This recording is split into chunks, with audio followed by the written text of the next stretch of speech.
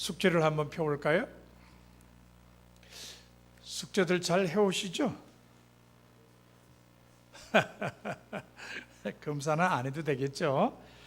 자, 1번 문제 봅시다.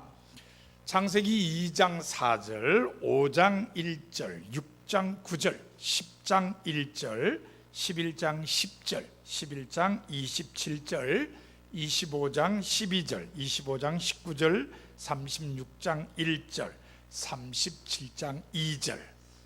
몇 개죠? 10개입니다. 예, 10개. 이 10개의 구절의 공통점이 뭘까요?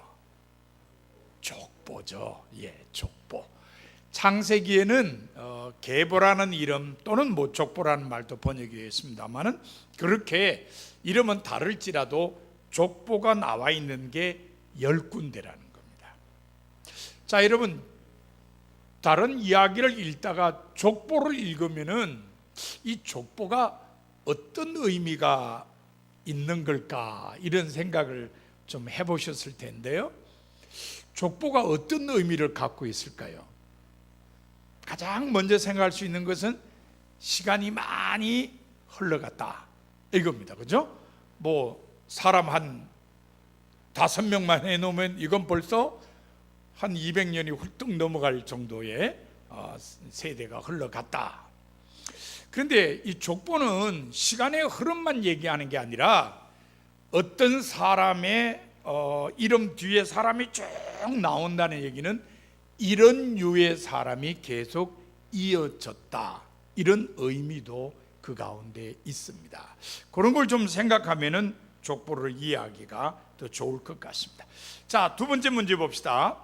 하나님께서 창설하신 동산의 이름은 무엇이며 그곳에서 무슨 일이 일어났습니까? 동산의 이름이 뭐죠? 에덴. 에덴이 무슨 뜻일까요? 기쁨. 네, 기쁨. 오늘 교재에서 살펴봅니다. 교재에 나오는데요, 에덴이라는 이름이 기쁨입니다. 하나님께서 사람이 그곳에서 기쁘게 살라고 이름을 에덴이라고 지어 놓았는데, 자, 실제로 그곳에서는 무슨 일이 일어났죠? 네, 죄를 지어서 쫓겨났죠. 물론 뭐 거기서 나름대로 행복하게 살았다, 이렇게 얘기도 좋습니다만 마지막에 보면은 결국 쫓겨났다, 이렇게 정리가 되어 있습니다.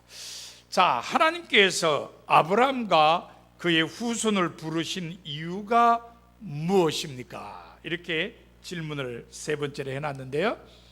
하나님께서 아브라함과 그리고 그의 후손들을 부르신 이유가 뭘까요? 복의 통로, 복의 근원. 사실은 넓게 보면 사실 복을 준다는 게 우리가 오늘날 신앙생활을 하면서 쓰는 말로 하면 뭘 줘요? 구원이라고 생각하면 되죠. 그러니까 하나님께서 온 인류를 구원하기 위해서 아브라함과 그의 후손을 부르셨다, 이렇게 정리를 하시면 되겠습니다. 자, 이제 사과 좀 들어가 보겠습니다. 사과, 여기 보면은 창세기 2장 4절부터 이 쭉 마지막 절까지가 계속되는 내용인데, 사실은 오늘은 이제 아브라함까지만 이렇게 잘랐습니다. 이 내용이 너무 길어가지고 한 시간에 다 하기는 좀 어려워요. 왕대일 박사님은 이 4과 5과 6과를 그냥 다 한꺼번에 하라 그러는데 제가 보기에는 너무 많아가지고 이걸 둘로 정도 나누어 가지고 공부를 그렇게 합니다. 그래서 오늘은 2장 4절에서 7절까지를 본문으로 했지만 사실 아브라함 이야기까지를 우리가 같이 공부한다, 이렇게 생각하시면 됩니다. 창세기 두 번째 단원이 바로 2장 4절부터 창세기 50장까지인데요 이게 바로 하늘과 땅의 계보를 얘기합니다. 왜 하늘과 땅의 계보라 그러냐? 바로 하늘과 땅이 낸 인간들의 이야기다, 이렇게 여러분들이 생각하시면 좋을 것 같습니다. 우리가 지난 시간에 배운 걸 보면은 하나님께서 이 세상을 창조하신 이야기예요. 그런데 오늘부터 시작해서 공부하는 내용 속에는 계속 사람들의 이야기가 이어집니다. 특별히 10개의 이야기를 통해서 계속 족보를 소개합니다. 10군데나 족보 이야기가 있는데 바로 이스라엘의 뿌리부터 쭉 다루면서 나중에는 아브라함의 후손까지를 다루고 있습니다. 그러니까 족보 형식으로 역사가 이어가고 사람들이 이 땅에 점점 많아지는 그런 이야기를 하고 있다고 생각하시면 됩니다. 족보를 보면 그래요. 모든 족보 중에서 제일 첫 족보는 누구의 계보일까요? 아담의 계보죠. 아담. 네, 인류의 조상을 아담이라 그러니까 아담부터 시작되는 겁니다. 이제 여러분들이 이 아담이라는 단어를 조금 상식적으로 마음에 새겨야 될 것은 이 아담이라는 단어를 고유명사로 쓸 때하고 보통 명사로 쓸 때하고 의미가 달라집니다. 먼저 보통 명사로 쓰면은 어떤 의미가 있느냐? 아담 그러놓고 소문자로 이렇게 아담 이렇게 써놓으면 그냥 사람이에요. 그냥 사람. 근데 아담을 대문자로 써놓으면 어떻게 되느냐? 사람의 이름이 되는 거죠. 그래서 원래 성서에도 창세기 1장부터 시작해가지고 5장까지는 다 보통 명사로 써 있었어요. 우리는 그냥 고유 명사로 읽습니다만은 보통 명사로 되어 있어요. 6장부터가 이제 고유 명사로 나타납니다. 근데 우리는 그냥 보통 일반적으로 아예 그냥 창세기 처음부터 아담이 나오면은 그걸 그냥 고유 명사로 번역을 하고 읽고 있습니다만은 원래는 5장까지는 보통 명사다 하는 것을 기억하시길 바랍니다. 근데 참 재미난 건요, 2장 4절에 나타나는 글, 이것이 천지가 창조될 때에 하늘과 땅의 내력이다 이렇게 되어 있어요. 근데 이게 히브리 원래 그 원어 문장에는 이렇게 되어 있어요. 이것은 하늘과 땅의 족보다. 그것들이 창조될 때에 이렇게 되어 있어요.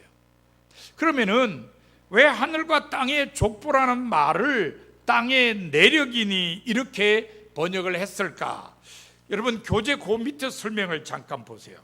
히브리 명사 톨레도트, 바로 이 족보의 어원은 히브리 동사 얄라드예요. 이 얄라드는 두 가지 뜻이 있어요.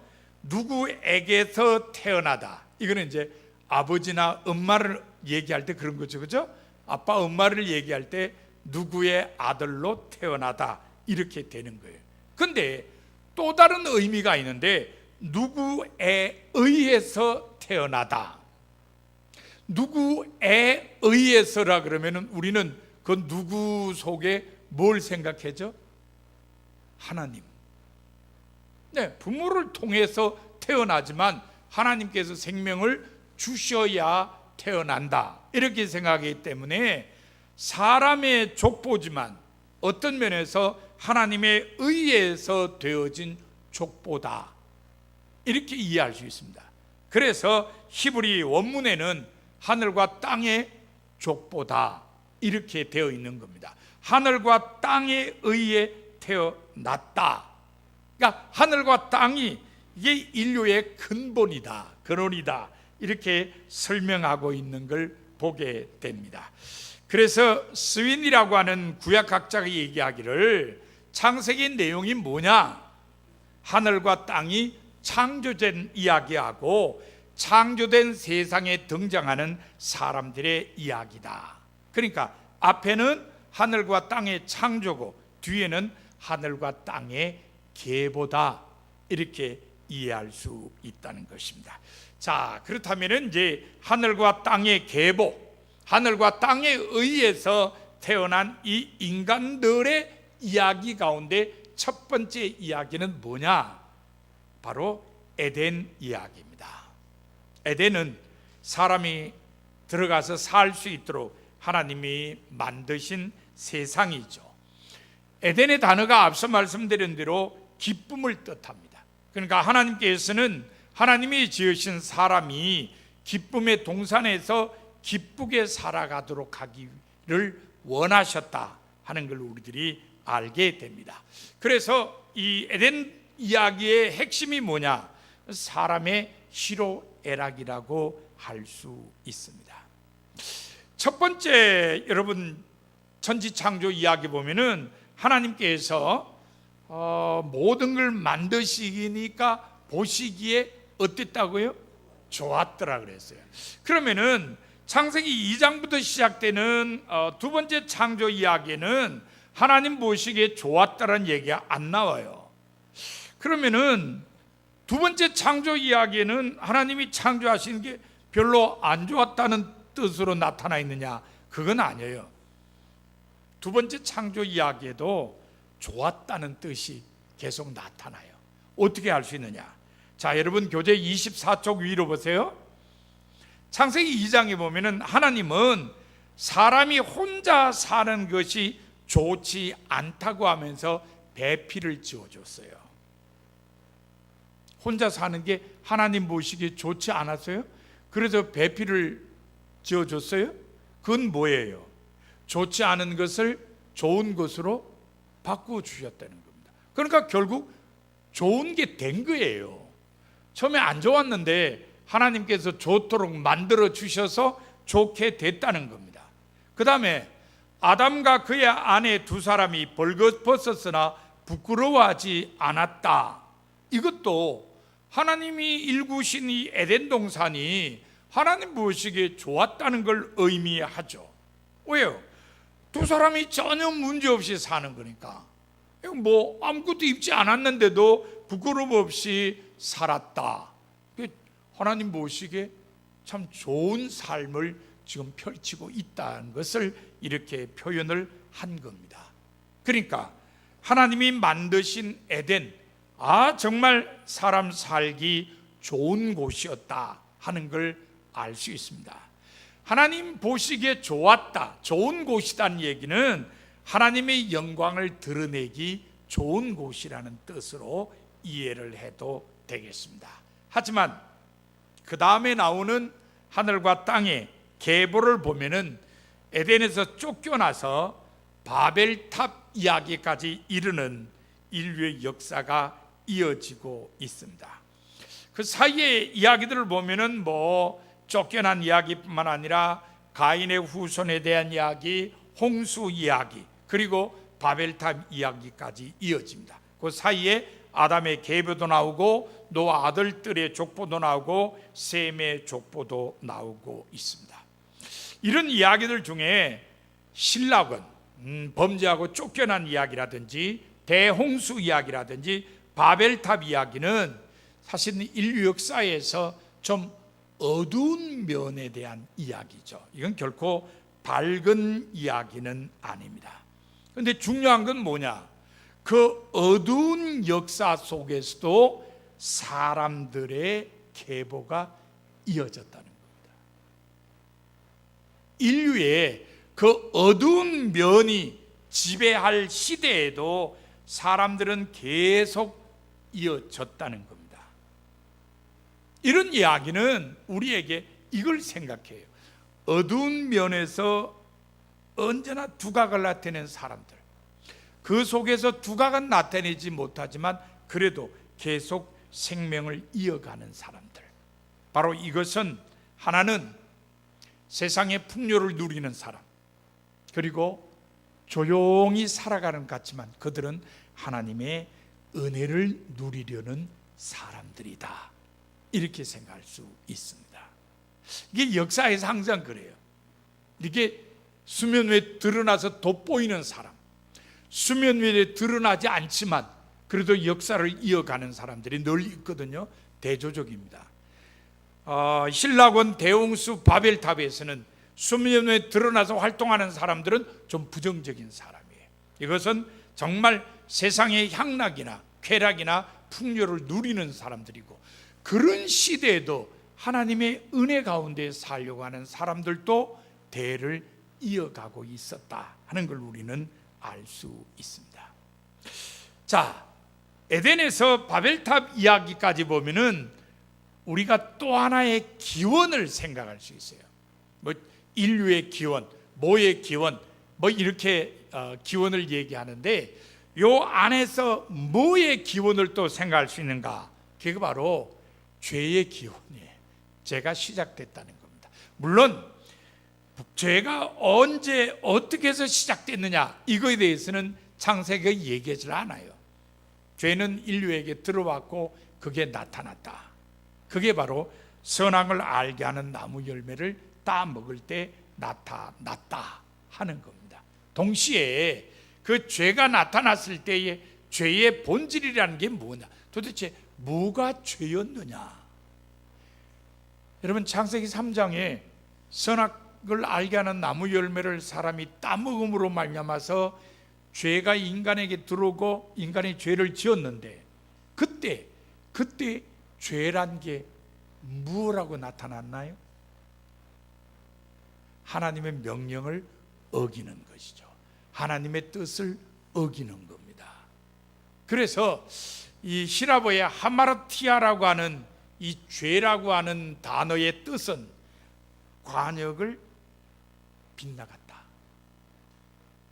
여러분 뭐 올림픽 같은 데 하면 양궁 꼭 보시죠. 왜 꼭 보죠? 금메달 따니까. 전 뭐 재미보다도 금메달 따니까. 거의 뭐 10번 하면 8번은 우리나라 선수들이 금메달 따오니까. 특별히 뭐 한국 낭자들은 뭐 올림픽에서는 금메달 잘 안 뺏기잖아요. 계속 따오잖아요. 보세요. 보시면은 뭐 선수들이라 그렇죠, 그죠? 노란 가운데 딱 해서 10점 그러면 역시 8점만 쏴보세요. 제가 왜 저러나. 그렇죠, 그죠? 9점쯤이면 뭐 봐줄 만한데 8점, 7점 쏘면 뭐 이건 제가 왜 저래 그러잖아요. 네, 이게 관역에 탁 가서 맞아야 돼요. 근데 우리나라 선수들은 그런 일이 없어요. 근데 외국 선수 중에는 관역을 빗맞추는 사람도 있다. 그렇게 관역을 보고 썼는데 관역을 벗어났다. 그게 바로 죄라는 거예요. 그러니까 하나님의 뜻을 향해 가야 되는데 하나님의 뜻을 벗어났다. 그게 죄라는 거예요. 그러니까 죄가 뭐냐? 하나님의 뜻을 벗어난 것, 하나님의 뜻을 어기는 것, 하나님의 뜻을 거역하는 것, 하나님의 뜻에 불순종하는 것이다.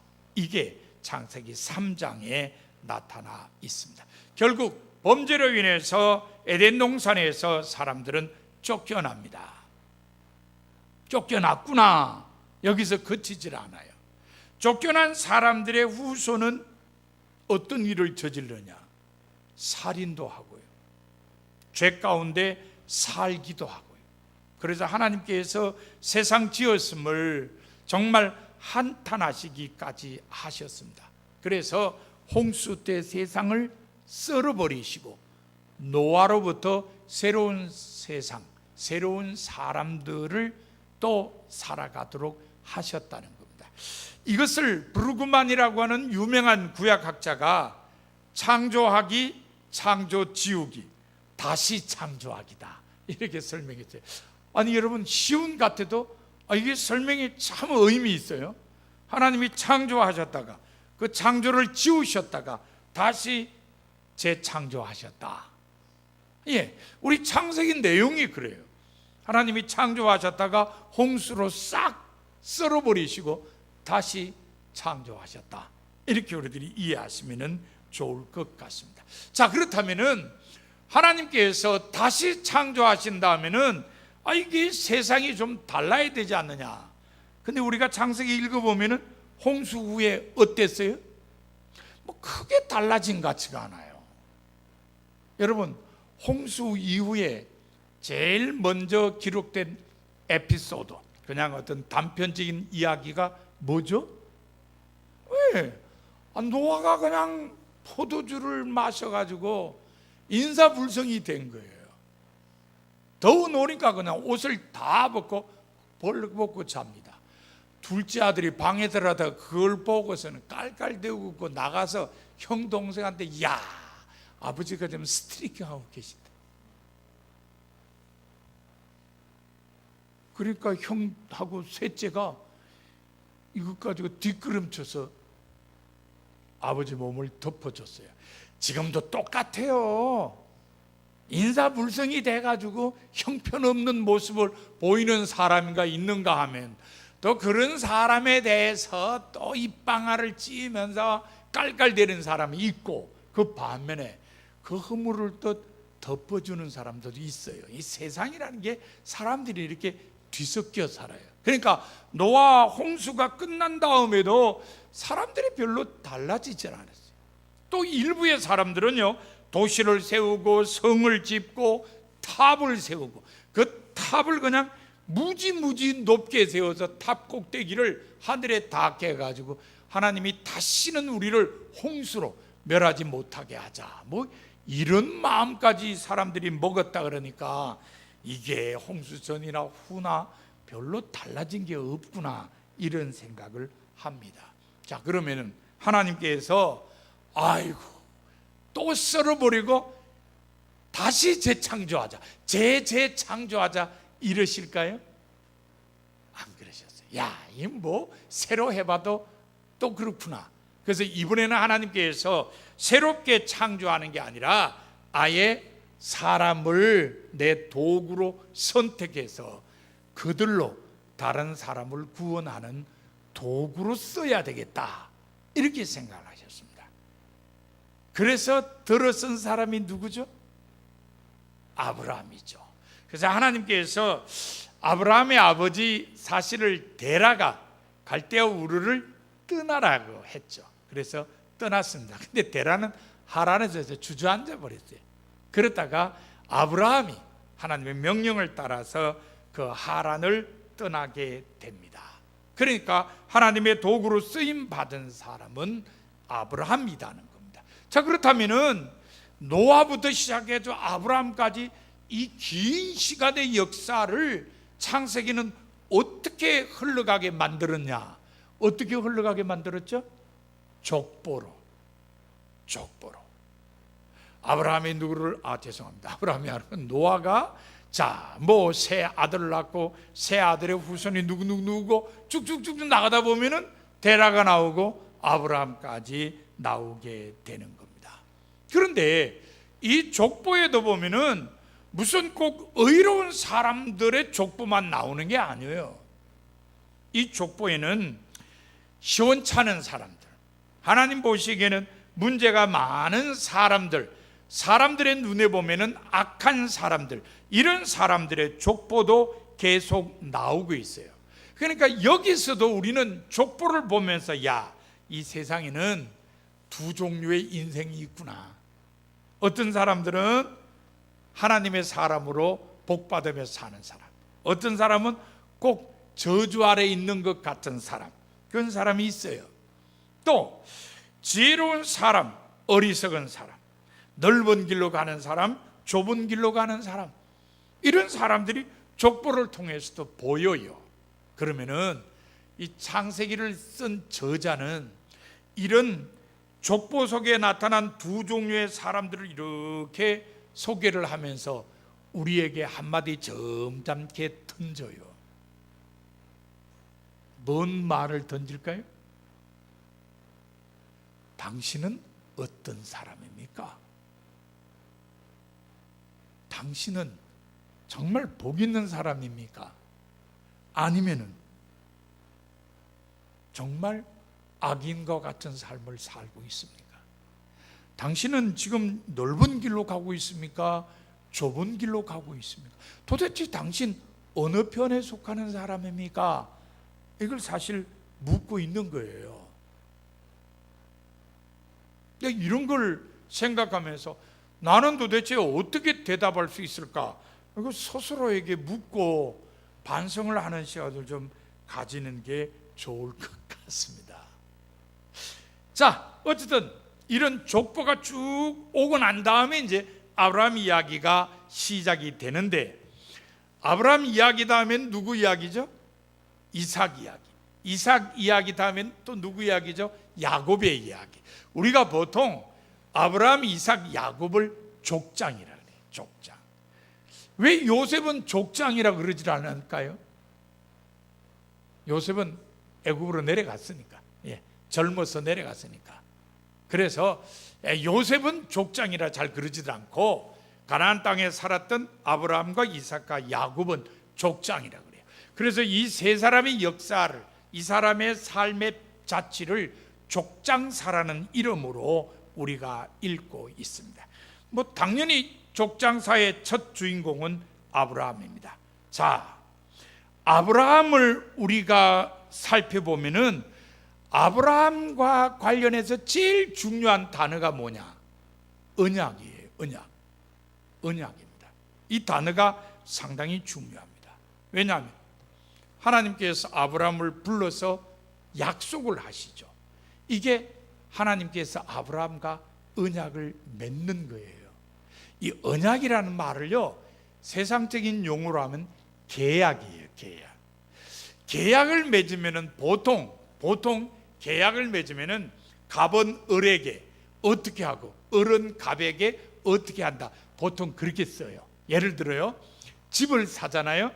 자, 갑은 을에게 며칠 날까지 계약금 얼마, 며칠 날까지 중도금 얼마, 며칠 날까지 막대금 얼마 주면은 을은 등기부 등본을 갑에게 이렇게 서류에서 며칠 날까지 넘겨준다, 이렇게 계약을 써요.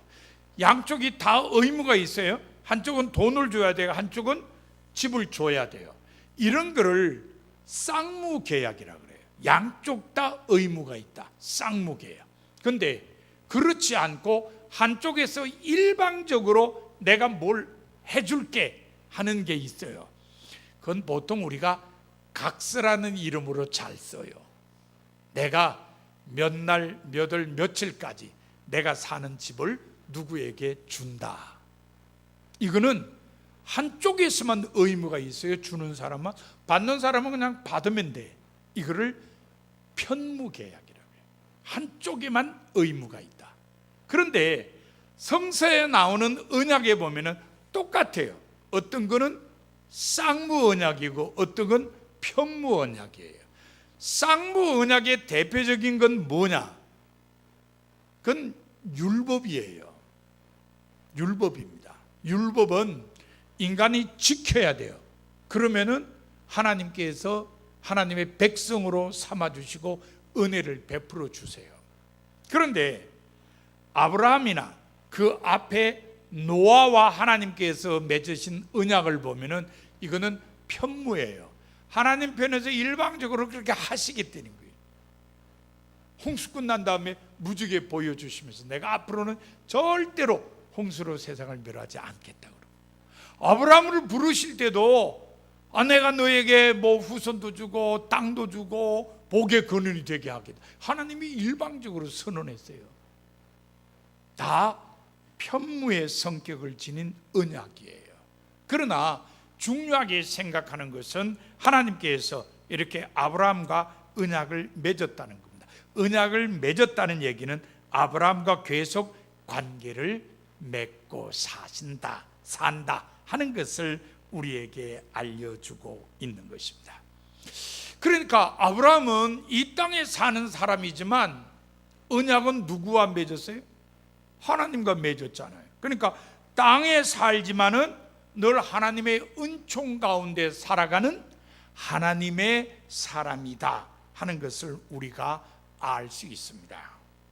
특별히 아브라함 이야기를 쭉 보면요, 아브라함이 어떤 결단하는 모습이나 아브라함이 보여준 믿음이나 이런 것들을 우리가 많이 볼 수가 있는데, 특별히 아브라함은 순종에 있어서 좋은 본을 보였습니다. 이것은 다른 어떤 사람들보다도 좀 돋보이는 거다. 그래서 우리는 아브라함을 순종의 사람이라 그러고, 그 순종을 통해 보여진 아브라함을 믿음이라고 여기고, 아브라함은 믿음의 사람이다, 이렇게 우리들이 이야기를 합니다. 자, 여러분, 아브라함의 순종을 여러분들 머리에 떠오르시는 대로 한두 가지만 얘기해 보세요. 네, 100세 얻은 아들 이삭을 번제로 바치라 그랬을 때 그 아들을 번제로 바치려고 했다. 실제로 바친 거랑 마찬가지죠, 그죠? 장작에 올려놓고 칼고 이랬으니까 뭐 바쳤다 이렇게 얘기해도 괜찮습니다. 대표적인 예죠. 또 다른 예는요, 떠나라 할 때, 하란에서 떠나라 그럴 때 떠났어요. 제가 몇 번 말씀을 드렸습니다만은 제가 하란에 참 가고 싶었는데요. 제가 종로지방 감리사할 때 그래도 감리사는 여행 갈 때 뭐 조금 영향력을 행사할 수 있잖아요. 그래서 이란을 통해서 터키 동부로 쭉 들어가는 루트를 택했어요. 그래서 이란을 쭉 돌아다니면서 거기 구약 시대의 여러 인물들의 유적을 살펴보고, 그 다음엔 이제 아라랏산이 보이는 이 터키 동쪽을 들어가서 나중엔 하란까지 갔거든요. 하란에 가서 너무 놀랐어요. 하란은 참 사람 살기 좋은데 아주 넓은 들판이 있고요. 그리고 이 작은 강이지만 어쨌든 물이 있었어요. 농사 짓는 데는 뭐 너무 좋은데 거기서 살았어요. 그리고 거기 가면은 옛날 사람들이 살던 이 흙으로 된 집이 아직도 있어요. 관광객들을 위해서 만들어 놓고 있는데 흙집이 굉장히 시원해요. 들어가 보면은 시원해요. 그러니까 사람들이 지혜롭게 더위를 피해서 살 수 있는 집도 마련해 놨죠. 덜이 넓죠. 물이 있죠. 사람 살기 좋아요. 근데 하나님께서 떠나라 그러니까 아브라함이 그곳을 떠났어요. 순종의 모범을 보였다, 이렇게 우리들이 이해할 수 있습니다. 바로 이런 아브라함이기 때문에 하나님께서 아브라함에게 약속하신 게 여러 번 나오는데 몇 번이나 나오냐? 5번이나 나와요. 아브라함이 하나님과 약속하신 게 5번이 나옵니다. 그러니까 아브라함은 땅에 살면서도 늘 하나님과의 약속을 소중히 여기며 산 하나님의 사람이라는 것을 다시 한번 이야기할 수 있습니다. 그러나 그렇다고 해서 아브라함이 완벽한 사람이냐? 그건 또 아니죠. 아브라함의 불완전한 모습 어디에서 우리가 엿볼 수 있죠? 자기 아내를 누이 동생이라고 그러죠. 이게 여성들이 볼 때는 쪼다 같은 남편. 아이고 됐지, 죽을까봐 겁난다고 자기 부인을 누이라 그래가지고 뺏기냐. 여러분 이게 이 성경 공부하면 재밌는 게요. 이삭도 똑같은 일을 했죠, 그렇죠? 이삭도 자기 아내를 누이라 그랬어요. 근데 이삭은 자기 부인을 뺏기지를 않았어요. 자기 누이라고 속였지만 리브가가 다른 남자 품에 가지를 않았어요. 근데 아브라함의 아내 사라는요, 남의 남자한테 갔어요. 그러니까 아브라함이 더 좀 못난 것 같아. 이게 들통이 어떻게 났냐면요, 이삭 같은 경우에는 자기 누이라 그랬는데 사람이 안 본다고 둘이 포옹을 했다가 딴 사람이 봤어. 저 인간들 누이라 그러더니 뭐 껴안고 난리 부르스가 났어. 그래서 왕이 불러가지고 뭐야, 넌 누이라 그러놓고 왜 부인처럼 껴안냐 그랬더니 사실은 제 부인인데요. 아주 이제 야단만 맞고 괜찮아졌거든요. 근데 아브라함은요, 자기 누이라 그랬더니까 애굽의 왕이 보니까 미인이거든. 물론 왕이 봤겠어요. 밑에 신하들이 보고 미인이니까 데려가 버렸어요. 사람이 어떻게 할 수 없으니까 누가 막아요? 하나님이 막으시는 거야. 왕이 꿈에 나타나서 야, 너 오늘 데려온 여자 남의 부인이야. 너 돌려보내. 안 돌려보내면 내가 가만 놔두나 봐. 니네 궁 안에 있는 여자들 모든 태를 내가 다 닫아버릴 거야. 이런 거예요. 그러니까 왕이 다음날 아침에 아번 불러서 야, 너 왜 누이라 그랬냐? 아이고, 내가 죽을까 봐 겁이 났어. 야단 맞고 돌려보냈잖아요. 그러니까 이삭보다는 아브라함이 더 큰 못난이었다, 이렇게 우리들이 얘기할 수 있어요. 어쨌든 아브라함이 그런 부족한 점은 보였습니다. 그럼에도 불구하고 그는 하나님의 명령대로 살려고 한 순종의 사람이었다, 이렇게 우리들이 이해를 할 수가 있습니다. 특별히 이 아브라함의 생애 전체를 어떤 사람이 짧은 기간 동안에 아브라함의 삶 전체를 사는 것 같은 행동을 보인 적이 있어요. 누구냐면은 바로 아브라함의 종이었어요. 이 종이 어떤 임무를 부여받았느냐? 아브라함의 며느리를 구해오는 임무를 부여받았어요. 그것도 아브라함의 고향인 메소포타미아에 가서, 거기 가서 정말 리브가를 자기 주인의 며느리로 데려왔거든요. 이 종이 리브가를 데려오는 그 길, 이게 한 왕복 480km 된다 그래요. 이게 보통 먼 길 아니죠? 그리고 그 낯선 땅에 가가지고 뭘 어떻게 알고 구해온단 말이에요? 아브라함에게 만약 그쪽에서 신랑감 얼굴 좀 보자 그러면 뭐 이삭을 데려갈까요? 안 돼. 아니 세상에 신랑 될 남자 얼굴도 안 보고 시집 오겠다는 사람이 어디 흔하겠어요? 그래도 아브라함은 그렇게 하라는 거예요. 그 아브라함의 종이 아브라함이 얘기했던 그대로 했어요. 더군다나 기도하죠. 기도 응답 받아서 그대로 또 시행하죠. 주인을 생각해서 하룻밤 자자마자 그 다음날 가겠다 그러죠. 그러니까 리브가가 따라 나오죠. 한마디로 올바른 길, 진리의 길, 이거를 아브라함의 종이 걸어요. 근데 요 아브라함의 종이 메소포타미아 지방에 갔다 오는 요게 사실은 아브라함의 일생과 비슷해요. 아브라함도 바른 길 걸었다, 진리의 길 걸었다, 이렇게 우리들이 이해를 할 수가 있는 것입니다. 어쨌든 부족한 점이 있었음에도 불구하고 하나님께서는 아브라함이 바른 길, 진리의 길을 걸었기 때문에 그를 구원의 도구로 사용하셨다. 그리고 지금까지도 믿음의 조상으로 불려지게 하셨다는 걸 우리가 알 수 있습니다. 아마 우리도 마찬가지일 겁니다. 바른 길, 진리의 길, 그걸 추구하며 살아갈 때 우리가 하나님의 은혜 가운데 사는 삶을 살 수 있을 거예요.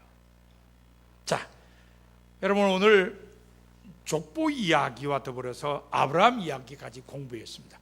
족보 이야기를 제가 말씀을 드릴 때도 그렇고 지금 아브라함 이야기 마지막 정리도 그렇습니다만, 족보 이야기 속에도 이 세상 사람들에게는 언제나 다른 종류의 사람들이 살아갑니다.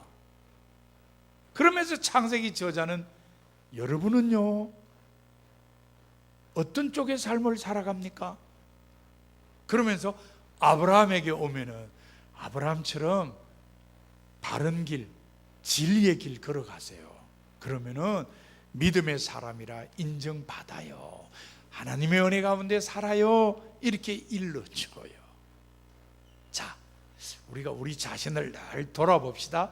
나는 어느 편에 서서 살아가는가? 특별히 우리가 이 땅에 발을 딛고 살지만 우리는 하나님의 은혜로 사는 사람 아니니까, 그러면 우리는 땅에 살더라도 하나님의 사람으로 살아가야 된다는 걸 잊지 마시고, 내가 정말 그렇게 살아가는지를 늘 살피면서 자기 성찰해서 계속 변화시키며 사는 우리 모든 성도가 다 되시기를 바랍니다. 기도하겠습니다.